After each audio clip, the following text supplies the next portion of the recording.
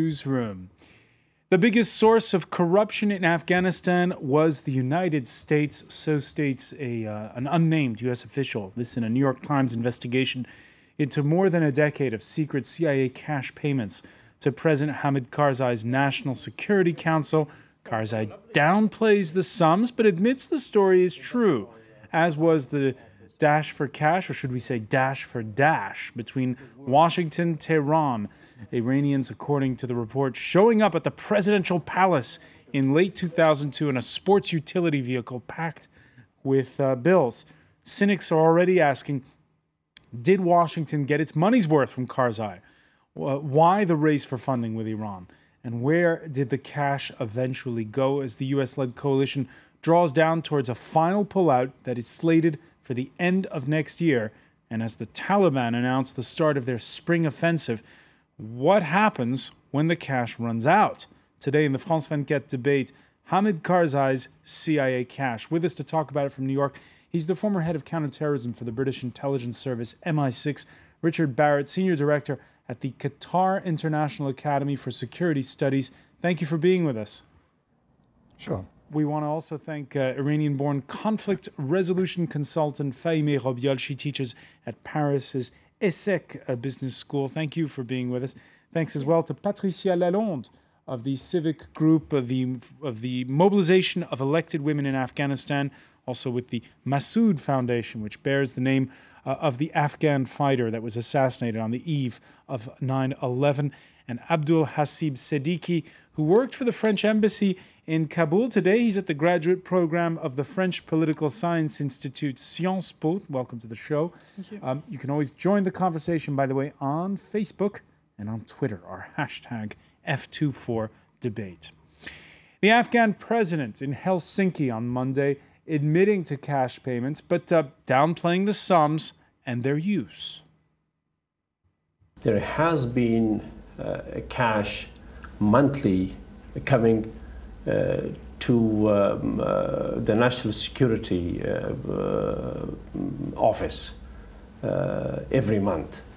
That's not millions of dollars. That's a few $100,000. All right. He says that we got the decimal points wrong. Richard Barrett, are you surprised by, or maybe I should say, what is surprising to you about this story? Well, nothing particularly surprising about it. I think it was pretty well known that there was a lot of money going into the president's office that was essentially off the books. But then I think it's worth looking at that in the context of Afghanistan, where a United Nations report that came out relatively recently said that over half of all Afghans who'd had dealings with public officials had had to pay bribes, and that the value of bribes in Afghanistan over the last year, over 2012, ran at about $3.9 billion. So, you know, it is part of the system there. I think that many people expect to pay for services. And also, if you are a president, you have to maintain control. You have to have some sort of slush fund at your disposal in order to be able to keep people loyal to you. Unfortunately, that seems to be quite ingrained now in the way that Afghan society and politics works. Abdul Hasib Siddiqui, you agree this is realpolitik? It's just the way Afghanistan works. Exactly. That's what I wanted to say. That I was not really surprised about this money transfer that has happened in Afghanistan, but I was surprised that the President Karzai admitted publicly, and it was kind of. I can understand that it could shock public opinion, but we can understand that in such a conflict situation in Afghanistan, we need some funds which can get out of the normal, the traditional state budget, and it can our allies such as United States or other international community should help Afghanistan financially to try to manage this political instability, to, as Mr. Barrett said, that to buy loyalty of certain influential figures of Afghanistan to have some security insurance, so it will help a good governance take place and to get better the security situation in Afghanistan. So hang on a second. Are you suggesting that this money helps the cause of good governance? In a certain limit, I will admit that yes, but it can obviously have some consequences, negative consequences, such as corruption. I can understand that also. But to help, for the moment, to help to keep some stability in Afghanistan in a political point of view, to some influential figures which are kept controlled, or entre guillemets, by this money, I think it was usual, and so you think that it's useful and necessary. Patricia Lalonde, do you agree? Not at all. Not at all. I think it is not a good thing to have ghost money like this, because we don't know where it's going, and I think it is encouraging the corruption. And it is one of the causes of this big corruption in Afghanistan. I think, even though it is true that Karzai tried to buy some warlords to have their confidence, but you know, there is a big fraud during the election in 2009. And we didn't know where this money is going, perhaps in the fraud, perhaps. So it's very uncomfortable for the Afghan people to know about this. I think the people of Afghanistan will be completely, even if they knew some things, that it's a real scandal. It's a real scandal. Yeah. Fahima Robial? I think that if you start with this type of measures to consolidate the governance, you cannot know where and how the things will going on. What's the limit of this? And the people who will not be in link with this type of actions and measures cannot be empowered by their own capacity and competence. And this is what I have noted in the Parliament of Afghanistan this April. What you noted? That the people in Parliament were helpless or railroaded? I had a lot of discussions with different ladies from different regions. And one of the examples was many of them cannot go regularly to their regions because of the lack of security. So there are the people who take the risk to come to Kabul to explain their problems and ask the support of these parliamentarians. And those who have a lot of money could buy the guest house to host these people during their stay in Kabul. But the ladies who didn't have this type of the link, they are considered by the people who elected them like the person who have not the capacity to face with the arrival of the guests. So in other words, the money, when it undermines those who don't get it, basically. Okay, the New York Times piece describes how one of the men on the take, the National Security Council's Mohammed Zia Salehi, had been arrested in 2010 in connection with a U.S.-led investigation that linked cash smuggling, the Taliban, and the opium trade. Karzai had him freed within hours. After his release, he jokingly came up with a motto that he was an enemy of the FBI and a hero to the CIA. Richard Barrett, paying out these kinds of sums, does it ultimately come back to haunt those who are paying them? Well, of course it can do. I mean, I think the issue of this sort of secret fund is twofold. First of all, of course, you completely lack accountability and transparency, and that undermines confidence in central government. But the second issue is at the local level, it undermines governance completely, in that if you can pay a policeman or if you can pay a judge either to release a prisoner or to give you a favorable judgment, then the whole issue of governance is undermined, and people then look for other power centers and therefore would tend to support the Taliban, for example, because they would believe perhaps that they were less corrupt and that they were more likely to deliver fair justice. And so if you can see that, if you can see the CIA effort here to encourage stability in Afghanistan, then you can see how it actually might work against that by, in fact, encouraging people to look to other power centers than the central government. Abdul Hasib Siddiqui, there's I guess you could call it a disparaging saying that goes that you cannot buy an Afghan, but you can rent him. Again, it begs the question there, what happens also when the money runs out? That was just wanting to complete my answer of the previous question, that it's going to be a short-term measure and never that cannot last a long time, because for the moment, one of the major problems that we are challenging for the government's issues is the security issue. So if you want to enforce the government at a very, I want to make insist once more at a short-term measure that we have to.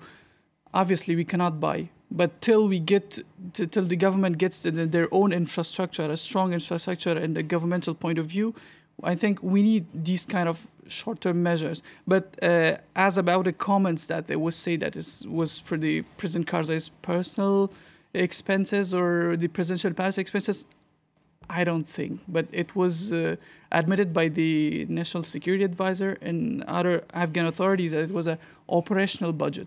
So technically speaking, it was very specified, for which, we cannot know because it's a secret affairs, but it was kind of limited, the domain of these expenses.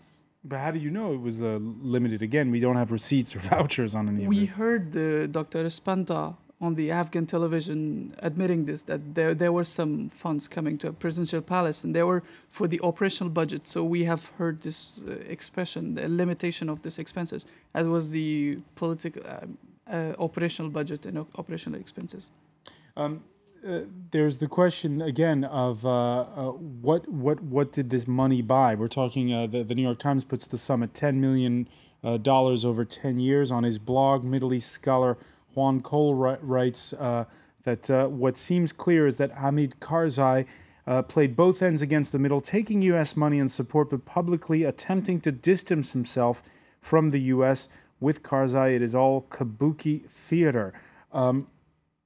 Richard Barrett, did the Americans get their money's worth so far from the sums they've paid out, if it is indeed $10 million? Well, it depends what they were looking for, I guess. But the situation in Afghanistan is not particularly encouraging. I suppose you could ask, well, would it have been worse, and would it be worse now if this money hadn't been paid out? But essentially, what the Americans, I think, were trying to do is to keep Karzai in control, not just in power, but also in control.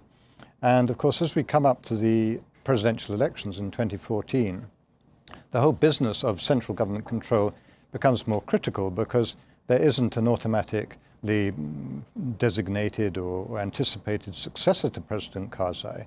So how will that central government machinery survive his departure? And I think many people would say, well, without a well-funded strongman there who can dispose patronage and so on, you haven't the infrastructure beneath him of effective civil service or really even a particularly effective army and police force that would keep any president, whoever he was, in power.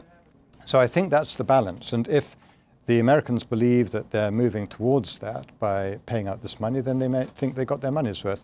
If they worry that actually, despite all that money, they haven't got there, then they're probably a little bit worried what they're going to do about the future.